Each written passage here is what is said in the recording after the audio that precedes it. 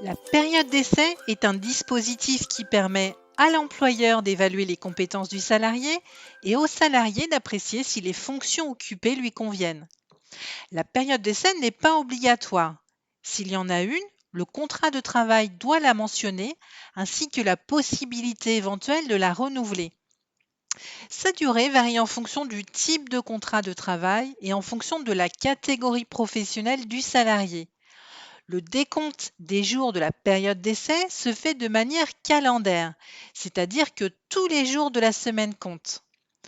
Selon le Code du travail, un CDI peut comporter une période d'essai dont la durée maximale est de 2 mois pour les ouvriers et les employés, de 3 mois pour les agents de maîtrise et les techniciens et de 4 mois pour les cadres.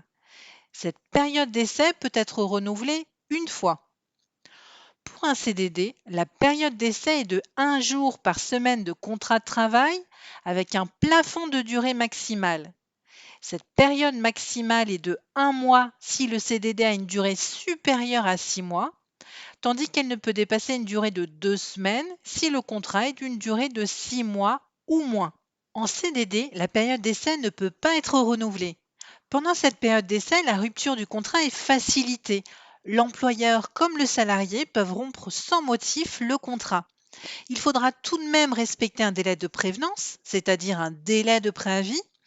Ainsi, lorsque l'employeur met fin au contrat, le salarié doit être prévenu dans un délai qui ne peut être inférieur à 24 heures en dessous de 8 jours de présence, 48 heures entre 8 jours et 1 mois de présence, 2 semaines après 1 mois de présence et 1 mois après 3 mois de présence. Pour sa part, le salarié qui met fin à la période d'essai doit respecter un délai de prévenance de 48 heures. Ce délai est ramené à 24 heures si sa présence dans l'entreprise est inférieure à 8 jours.